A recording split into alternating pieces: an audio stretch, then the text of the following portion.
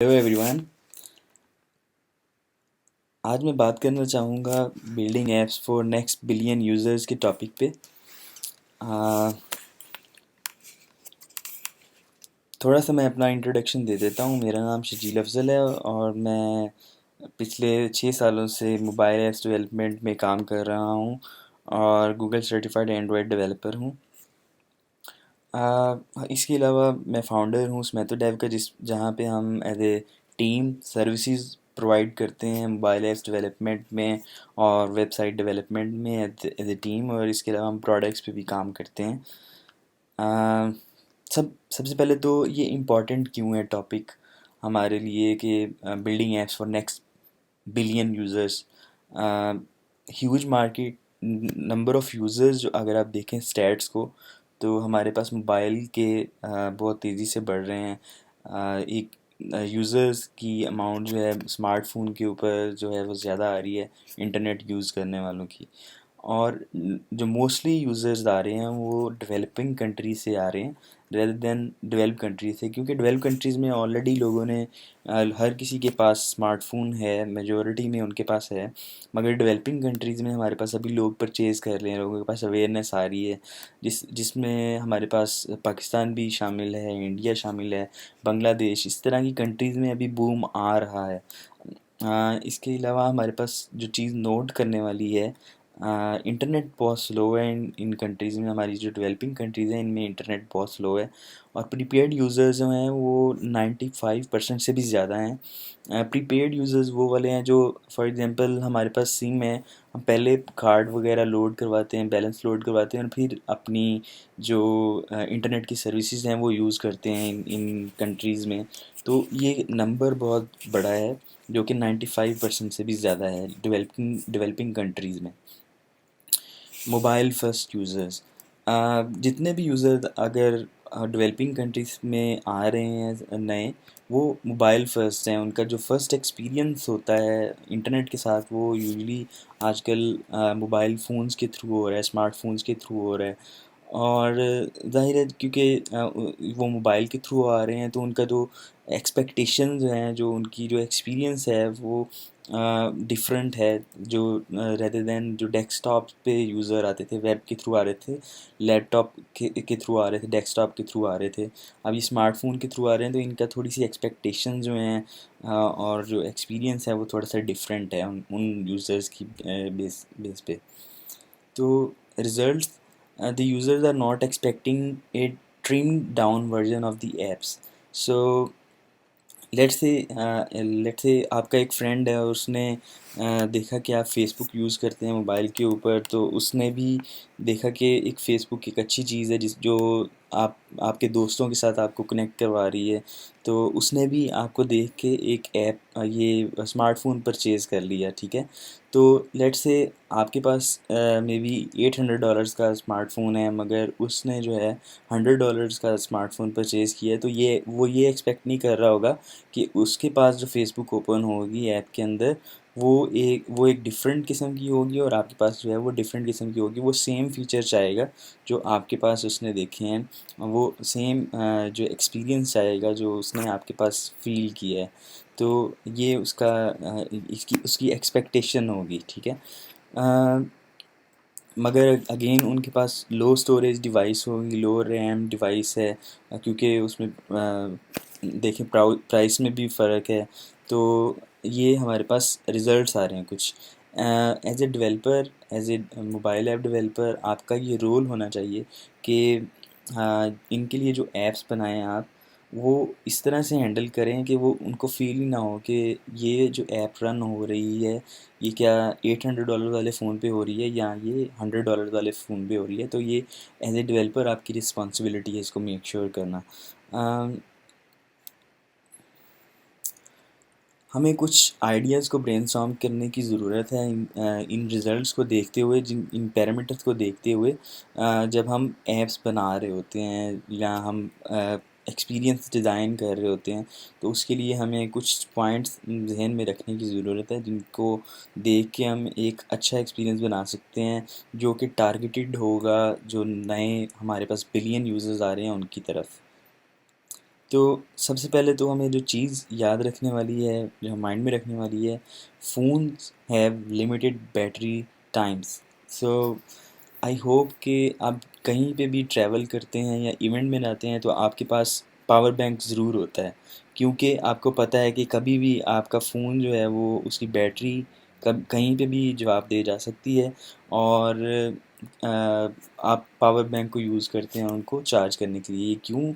आपके पास जो battery low हो रही है, ज़ाहिर है जितनी ज़्यादा आपके पास ऐप्स होंगी आपके फ़ोन में इंस्टॉल, उतनी ज़्यादा जो है वो उसकी कंजप्शन ज़्यादा हो रही होगी। आपके पास लेट्स से बैकग्राउंड में जो भी प्रोसेसिंग हो रही होगी उससे जो है आपकी बैटरी कंज्यूम हो रही होगी।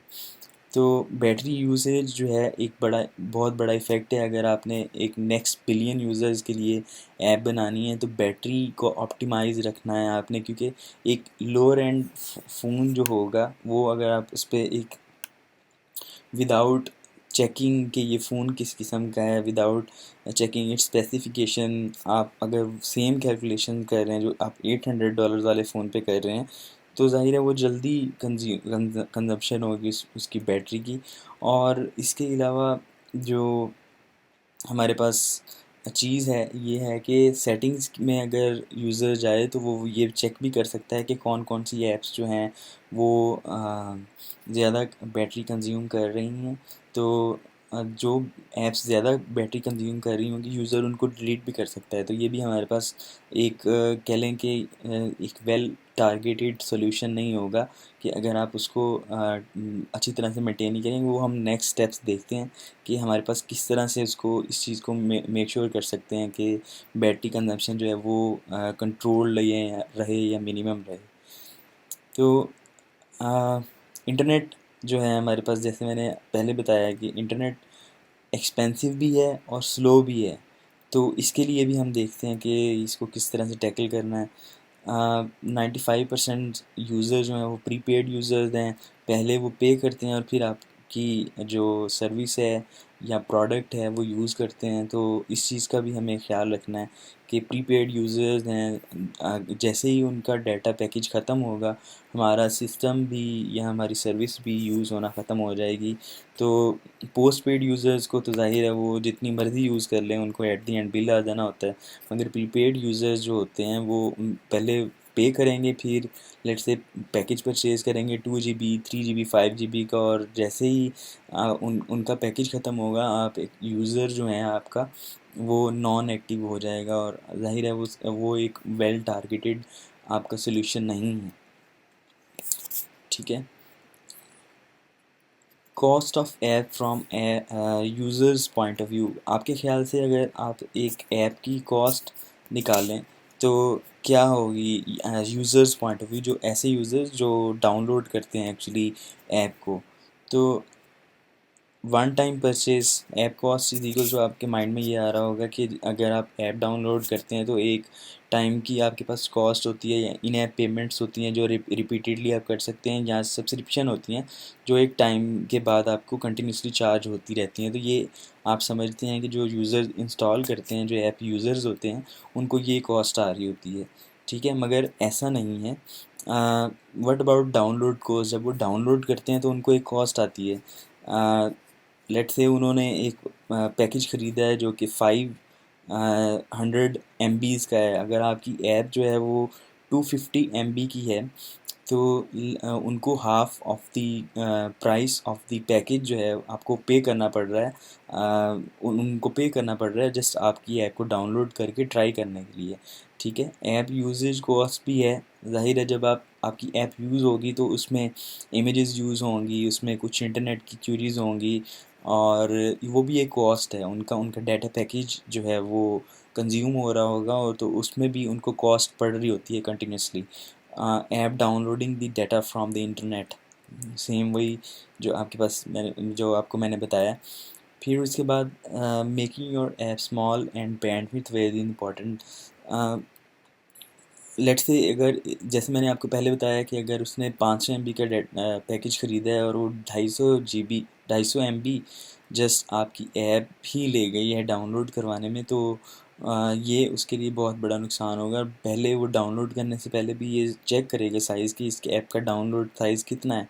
अगर वो हाफ उसको पड़ रहा है तो ज़ाहिर है वो स्किप कर देगा, क्योंकि वो बहुत एक्सपेंसिव चीज़ होगी। तो आपने ये मेक श्योर करना है कि ऐप का जो साइज़ है वो बिल्कुल स्मॉल हो, जस्ट टू द पॉइंट आपके पास चीज़ें हों जो जस्ट यूज़र डाउनलोड कर सके, उसको यूज़ कर सके। बैंडविड्थ अवेयर से ये मुराद है कि यूज़र किस नेटवर्क पे है, आपने ये भी चेक करना है। अगर वो मीटर्ड नेटवर्क पे है तो आपने, अगर 3G पे है, 4G पे है, सिम का सेलुलर नेटवर्क चल रहा है, तो ज़ाहिर है आपने बैंडविड्थ अवेयर रहना है। उस पे ऑपरेशन आपने किसी और हिसाब से करने होते हैं। और अगर वो वाईफाई पे है या अनकंट्रोल्ड इंटरनेट पे है, तो उसके ऊपर जो है आपके पास ऑपरेशन डिफरेंट किस्म के हो रहे होते हैं। Don't make data sucker apps that just consume all the bandwidth when open. Let's say आपने एक ऐप बनाई जिसमें आप लेटेस्ट वीडियोस दिखा रहे हैं लेटेस्ट वीडियोस दिखा रहे हैं किसी नेटवर्क की लेके आ रहे हैं, और वो ऑटोमेटिकली प्ले होती हैं। तो जैसे ही यूज़र ओपन करेगा, पहले तो आपका सिस्टम जो है 1000 रिकॉर्ड्स को क्यूरी करेगा और फिर उसके बाद ऑटोमेटिकली उनको प्ले करेगा। तो इससे क्या होगा, डेटा जो है यूज़र का वो कंज्यूम होगा। और मे बी लेट्स से आपने एक ऐप बनाई जो बैकग्राउंड में कंटिन्यूसली न्यूज़ लेके आ रही है और उसको रिफ़्रेश कर रही है। मे बी यूज़र ने ऐप जो है पिछले 15 दिनों से ओपन नहीं की, मगर आपकी ऐप कंटिन्यूसली जो है वो बैकग्राउंड में डाटा रिफ़्रेश कर रही है और सेव करवाने के बाद उसको डाटा को दिखा रही है। तो उस ये भी एक डाटा सेकर ऐप बन में आ जाएगी कि जस्ट वो डाटा कंज्यूम कर रही है, यूज़र को कोई फ़ायदा उसका नहीं हो रहा। और ऐसी ऐप्स जो हैं यूज़र के लिए डिटेक्ट करना बहुत आसान है। यूज़र्स आजकल जो है ऐप्स इंस्टॉल करते हैं, इवन नेटिवली हमारे पास कुछ फ़ीचर्स अवेलेबल होते हैं जो मीटर मीटर कर रहे होते हैं, इनको इनको एनालाइज़ कर रहे होते हैं डाटा को कि क्या क्या डाउनलोड हुआ, किस ऐप ने कितना कितना डाउनलोड किया, और फिर उसकी बेस पे यूज़र डिसीजन ले सकता है कि कौन सी ऐप जो है वो ज़्यादा डाटा कंज्यूम कर रही है, उसको वो अनइंस्टॉल कर सकता है मे बी। तो वो भी जो आपका सोल्यूशन है नेक्स्ट बिलियन यूज़र्स के लिए टारगेटेड नहीं होगा। offline first experience, this is very important I think and most interesting part। आपने ऐप जो भी बनानी है उसमें ऑफलाइन फर्स्ट जो एक्सपीरियंस है उसका ख्याल रखना है। ये मेक श्योर करना है कि आपकी ऐप जो है इंटरनेट के बगैर किस तरह से चलती है। मे बी लेट्स से ये मैंने राइट साइड पे आपके पास इमेज दिखाई है जिसमें नो कनेक्शन का बटन लेबल लगा हुआ है, रीट्राई का बटन आ रहा है। तो उसमें हो क्या रहा है, अगर लेट्स से आपकी ऐप अगेन वीडियो बेस्ड है तो यूज़र ओपन करता है, तो अगर आप उसको ये वाला मैसेज दिखा रहे हैं तो ये ऑफलाइन फ़र्स्ट एक्सपीरियंस नहीं है। अगर उसके पास इंटरनेट अवेलेबल नहीं है तो आपके पास दूसरे ऑप्शन होने चाहिए कि उन उसको किस तरह से लेके चलना है। लेट्स से मे बी आप डाउनलोडेड वीडियोस को दिखा सकते हैं। जो बेस्ट एग्जांपल मेरे पास है वो फेसबुक की है और यूट्यूब की है। फॉर एग्जांपल फेसबुक में क्या होता है, अगर आप ऑफलाइन इंटरनेट के बगैर जो है ऐप को यूज़ करते हैं तो आपको ये फ़ील ही नहीं होता कि ये इंटरनेट से कनेक्टेड है या नहीं है। आप इवन लाइक भी कर सकते हो, आई थिंक कमेंट भी कर सकते हैं, और आपका जो डाटा है वो बैकग्राउंड में सिंक हो रहता है जैसे ही आप ऑनलाइन आते हैं।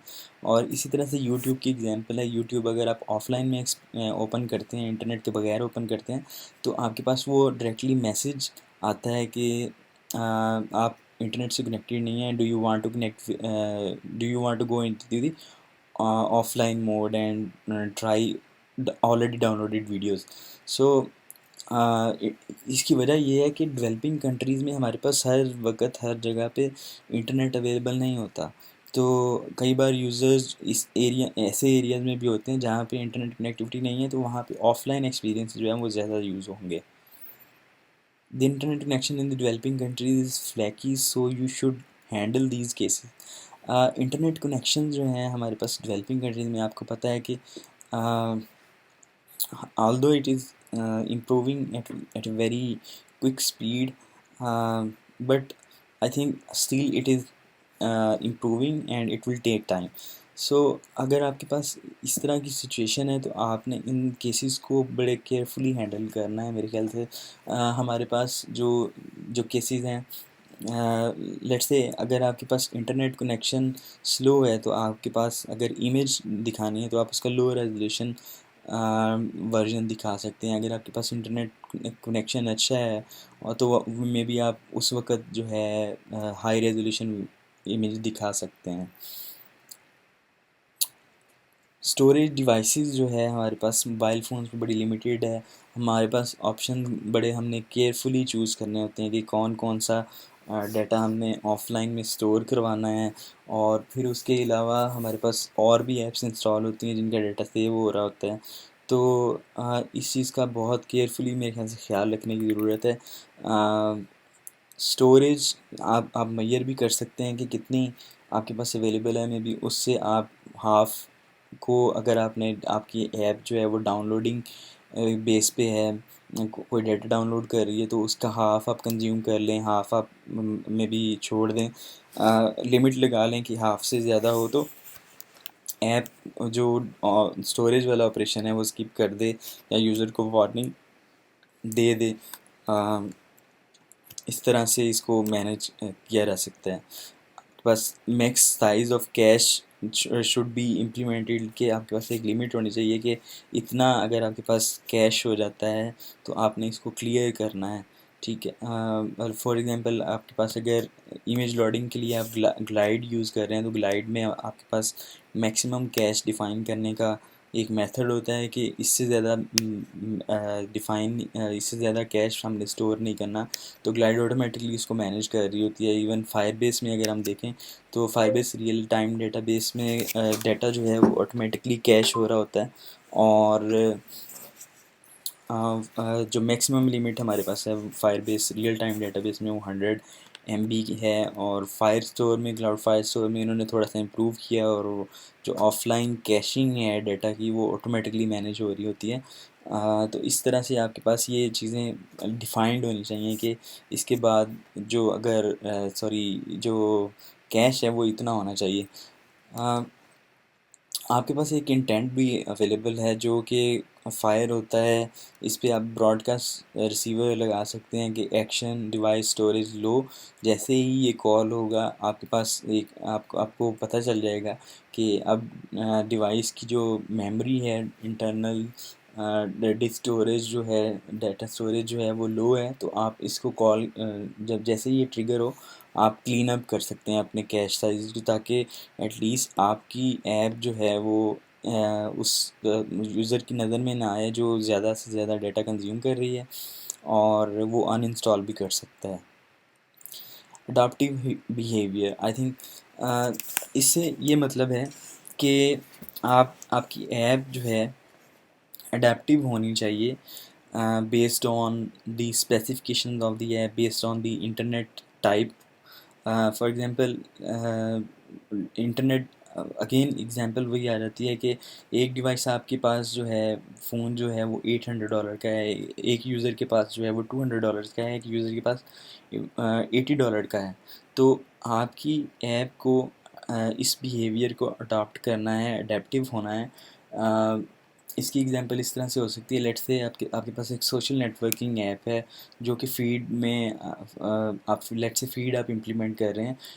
अगर आपकी ऐप $800 वाले फ़ोन पे 4 GB रैम और लेट्स से इस तरह की जिसमें मेमोरी कंस्ट्रेंट नहीं है, मेमोरी स्पेसिफिकेशन अच्छी हैं, प्रोसेसिंग स्पीड अच्छी है, तो वहाँ पे आप एक वक्त में इंटरनेट से maybe 20 records at a time लेके आ सकते हैं। और अगर यही ऐप आपकी लो एंड स्पेसिफिकेशन वाले फ़ोन पे यूज़ हो रही है, जिसकी स्पेसिफिकेशन जो हैं वो मे बी 500 MB की रैम है, तो वहाँ पे आपने जो है वो बिहेवियर ये रखना है कि just 5 record eight a time लेके आएँ, ताकि यूज़र का जो है वो बैंडविड्थ भी यूज़ ना हो, उसकी मेमोरी भी उतनी है और वो लिमिटेड है हर चीज़ में, तो वो उस तरह से यूज़ हो रही हो।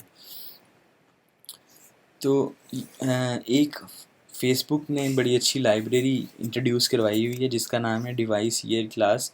डिवाइस ईयर क्लास में ये होता है कि इन्होंने हर डिवाइस को एक ईयर डिफ़ाइन किया हुआ है और उसकी बेस पे आप डिफ़ाइन कर सकते हैं कि किस ईयर वाली क्लासेस जो डिवाइसेस हैं उनको किस तरह से डील करना है। लेट्स से जो हमारे पास इस तरह से कुछ उन्होंने बनाया हुआ है कि 2008 की डिवाइसेस जो हैं उनमें लेट्स से 140 MB की जो है रैम अवेलेबल थी। 2009 की जो डिवाइसेस हैं उनको हर डिवाइस को एक ईयर क्लास जो है वो असाइन की हुई है और फिर उसके हिसाब से हम एज ए डेवलपर डिसीजन ले सकते हैं कि किस ईयर की क्लास को किस तरह से हमने डाटा प्रोवाइड करना है या किस तरह से अडेप्टिव बनाना है।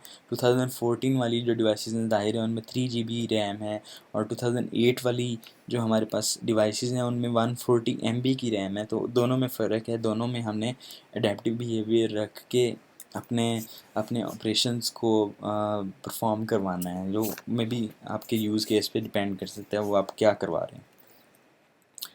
नेक्स्ट हमारे पास है ये रैम की उन्होंने मैपिंग दिखाई हुई है, वो ऊपर वाली ही चीज़ है। Add support for local languages. अगर आपने नेक्स्ट बिलियन यूज़र्स को टारगेट करना है तो मेक श्योर करें कि वो आपको पता हो कि आपकी ऐप किस रीजन में किन यूज़र्स को मिलनी है, जिनकी लैंग्वेज किस तरह की है। तो उस लैंग्वेज में अगर आप बनाएंगे तो उस पर इफ़ेक्ट उसका ज़्यादा होगा। अगर एक आपकी ऐप है जो इंग्लिश में है और मे बी आपके जो नए लोग आ रहे हैं, नए यूज़र्स आ रहे हैं, वो इंग्लिश को समझते ही नहीं हैं, तो जितना मर्ज़ी अच्छा आपका सलूशन हो वो डाउनलोड ही नहीं कर पाएंगे, वो यूज़ ही नहीं कर पाएंगे क्योंकि उनको समझ नहीं आ रही होगी। तो लोकल लैंग्वेज जो है वो बहुत इम्पॉर्टेंट है। ये इसकी मल्टीलिंगुअल सपोर्ट ज़रूर होनी चाहिए। नोटिफिकेशंस बहुत इम्पॉर्टेंट हैं आजकल। अगर आपने इंगेजमेंट इंक्रीज़ करवानी है अपनी प्रोडक्ट में तो नोटिफिकेशन चैनल जो है ये एक बहुत ही अच्छा जो है ज़रिया है जिसके ज़रिए आपकी ऐप ज़्यादा इंगेज रह सकती है। इसका पूरे का पूरा फ़ायदा आप उठाएँ। इवन फायरबेस जैसी टेक्नोलॉजीज़ यूज़ करके, फायरबेस जैसी टूल्स यूज़ करके आप नोटिफिकेशन को स्केड्यूल कर सकते हैं in advance for 4 weeks even. आप 4 वीक्स तक जो है अपना स्केड्यूल बता सकते हैं कि ये कब तक सेंड होना है। फिर इसके अलावा आप ये बता सकते हैं कि कौन से वर्जन पे सेंड करना है। आप ये भी बता सकते हैं कि कितने पुराने यूज़र हैं उनको सेंड करना है, किस जो है वो ओएस पे या कंट्री पे सेंड करना है, इवन यूज़र के लोकल टाइम में सेंड करना है या उसके अपने लोकल टाइम में सेंड करना है। तो इसमें हमारे पास बहुत ज़्यादा ऑप्शन हैं, बहुत ज़्यादा क्रिएटिविटी हो सकती है हमारे पास। मैं क्रिकेट की ऐप पे काम कर रहा हूँ तो मेरे पास मैंने इसको बड़े अच्छे तरीके से हैंडल किया हुआ है। मैंने न्यूज़ अगर मैं अपने ब्लॉग पे पब्लिश करता हूँ तो मैं पिक्चर बेस्ड नोटिफिकेशन जनरेट करवा के जिसमें फ़ीचर इमेज यूज़ हो रही होती है और टाइटल अच्छा जो टाइटल है हमारे पास पोस्ट का वो ऐप में अनाउंस कर रहा होता है, तो उससे यूज़र को इंटरेस्ट बढ़ता है कि मैं इसको ओपन करूं और इसको रीड करूं। इसके अलावा लाइव स्कोर अगर अपडेट हो रहा होता है तो वो भी डायरेक्टली एक इंटरेक्टिव नोटिफिकेशन की वे में हमारे पास शो हो रहा होता है, जो कि ज़्यादा इंगेजमेंट कर सकता है हमारी ऐप्स के अंदर। Try not to use latest version of Google Play से, this is very important actually. मसला ये है, लेट्स से जो लेटेस्ट वर्जन आपके पास गूगल प्ले सर्विसेज का चल रहा है, लेट्स से 11.8.0 इस वक्त चल रहा है। अगर वो आप यूज़ कर लेते हैं और लेट सपोज़ के गूगल प्ले सर्विसेज 8.0 11.8.0 जो है वो लॉन्च हुई है, रिलीज़ हुई है हमारे पास कल, और हमने आज ही इसको यूज़ कर लिया है। तो इसका नुकसान ये होगा कि अगर इस तरह से आप ऐप अपडेट कर देंगे, रिलीज़ कर देंगे, आपके एंड यूज़र्स को भी वो गूगल प्ले सर्विसेज की लाइब्रेरी अब उनके फ़ोन्स पे अपडेट करनी पड़ेगी, जो कि उनके लिए एक एक्स्ट्रा हर्डल होगी आपके सिस्टम को यूज़ करने के लिए।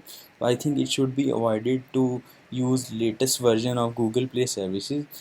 ट्राई टू यूज़ टू और थ्री और जो उससे नीचे हों, और ताकि यूज़र्स को एटलीस्ट प्रॉब्लम ना हो आपके सिस्टम को यूज़ करने में। इसके अलावा नोटिफिकेशन पे मैं दोबारा बात करना चाहूँगा। नोटिफिकेशन पे हमारे पास एक एक्सपायरी टाइम होता है जब हम फायरबेस में कॉन्फ़िगर कर रहे होते हैं। उसका मतलब ये होता है कि लेट्स से अगर आपने एक्सपायरी टाइम जो है वो 4 वीक्स रख दिया है, तो वो आपका जो फायरबेस है वो उस वक्त तक नोटिफिकेशन सेंड करने की रीट्राइज करता रहेगा जब तक वो 100% जो है वो सेंड ना हो जाए। लेट्स से आपके पास 100 यूज़र्स हैं और आपने एक नोटिफिकेशन स्केड्यूल किया जो कि 3 दिन की उसकी एक्सपायरी टाइम है। तो आपका सिस्टम जो है, लेट्स से आपके यूज़र जो 100 में से 50 ऑनलाइन है, 50 ऑफलाइन है, तो आपका सिस्टम 50 को तो उसी वक्त सेंड कर देगा, मगर 50 क्योंकि ऑफलाइन है उनको सेंड नहीं हो पाएंगे। तो जैसे ही अगर वो 3 दिन में ऑनलाइन आ जाते हैं तो उनको भी सेंड हो जाएगा। लेट्स से 50 में से अगर 25 यूज़र्स 3 दिन में ऑनलाइन आ जाते हैं तो 25 को मिल जाएगा, 25 को अगेन मिस हो जाएगा क्योंकि वो 3 दिन में ऑनलाइन ही नहीं है, इंटरनेट पे कनेक्ट ही नहीं हुए। तो update cycle is very important. Let's say आप एक्साइटेड हैं, अपनी ऐप्स में फ़ीचर ऐड करते हैं और उनको कंटिन्यूसली गूगल प्ले सर्विसेज पे या प्ले स्टोर पे या किसी भी चैनल के थ्रू आप कंटिन्यूसली अपडेट कर रहे हैं, तो ये एक बड़ा अनोइंग सा हो जाता है कि हर वक्त उसकी एक नई अपडेट आई होती है और यूज़र को डाउनलोड करनी पड़ती है। ऑल्दो उसको पूरी कंप्लीट जो है वो फाइल डाउनलोड नहीं करनी पड़ती, एक पैच होता है, तो मगर फिर भी उसको एक उसकी डाउनलोड कॉस्ट देनी पड़ती है, जो कि मे बी सब यूज़र्स के लिए उसकी कॉस्ट जो है वो वेरी कर सकती है। तो मेरे ख्याल से जो अपडेट साइकिल है किसी भी ऐप का वो 8 to 10 वीक्स होना चाहिए, ताकि इसमें कोई प्रॉब्लम ना हो यूज़र को बार बार अपडेट करने में। So that was my idea that I presented at GDG Islamabad. Uh, अगर आपको ये अच्छा लगा हो तो आप मुझे बता सकते हैं। मैं इस तरह की और भी वीडियोस बनाता रहूँगा और आपके साथ शेयर करता रहूँगा। मेरी वेबसाइट है shajilafzal.com, आप जाके विज़िट कर सकते हैं या फेसबुक पे मुझे ऐड कर सकते हैं या ट्विटर पे फॉलो कर सकते हैं।